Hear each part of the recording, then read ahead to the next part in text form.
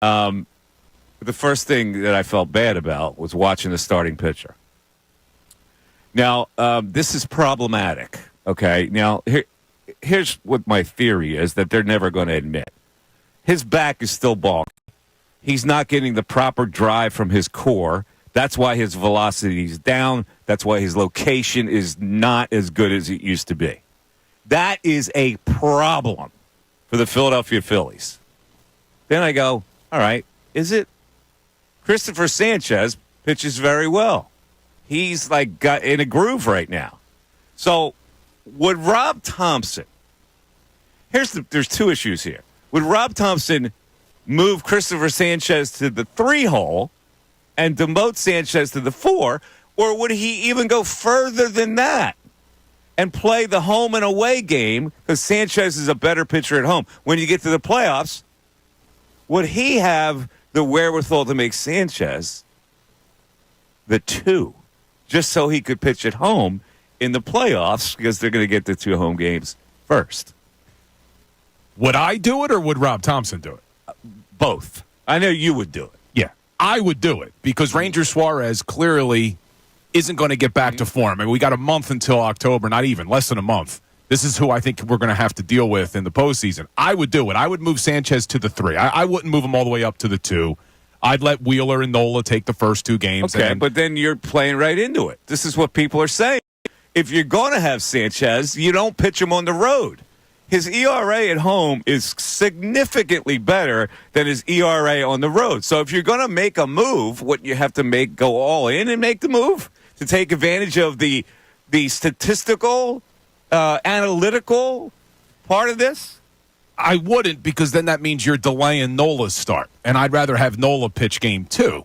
But the thing is, this is all ridiculous because Rob Thompson's not going to do it. He's not going to change. He's not going to move Nola out of that spot.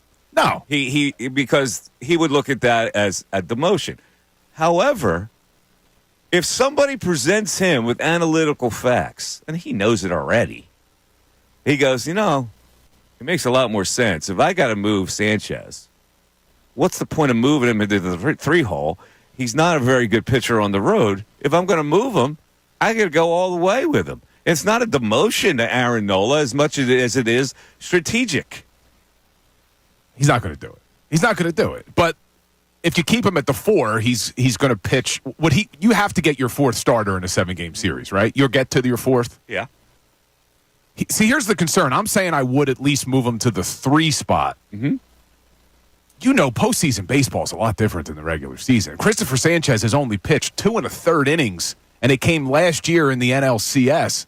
It's the only postseason experience this guy has. You can't rely on that as much as you have to rely on who's performing. He's performing. The other guy, I'm looking at him going, listen, if they're not concerned about his dip in velocity, I don't know what they're thinking. They have to be concerned. If I'm concerned about it, the baseball people certainly have to be concerned about it. He first of all, he doesn't look like he has the same energy. Something's off. He looks like his core has been affected by this back thing. And what I say to you yesterday, right before the end of the show, I said, I don't care if they win or lose tonight. I just want to see a good outing from Ranger Suárez. And then he follows it up with giving up a career-high 12 hits, and he only strikes out 2, which is the fewest he's had since June. Which tells you what you need to know, because he gets a lot of his strikeouts on secondary stuff and fastballs that are really well located at 94, 95. He doesn't have that anymore.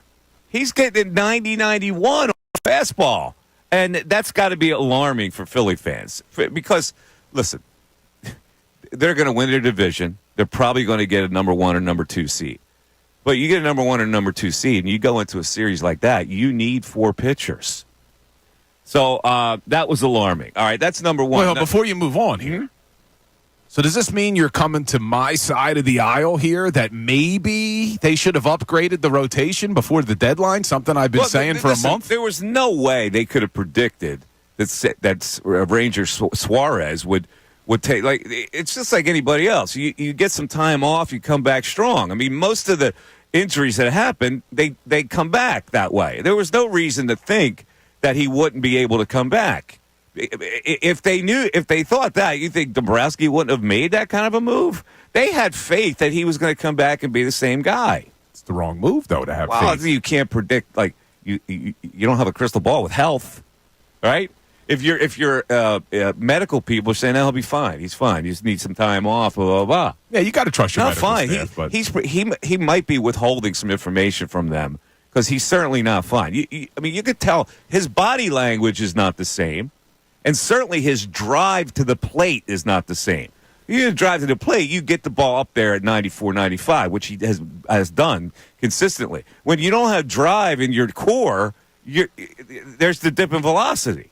yeah, and I saw the sinker before he went on the IL was averaging about 91 miles an hour. Last night he averaged about 90. It was 89.9. Yeah, so it's only 1 mile an hour difference, but that's a big deal. But his fastball, he was able to get it up to strike people out with well-located fastballs, and I didn't see any of that last night. They survived the game, and they survived because they bludgeoned a relief pitcher who had been pretty successful for the Rays last night.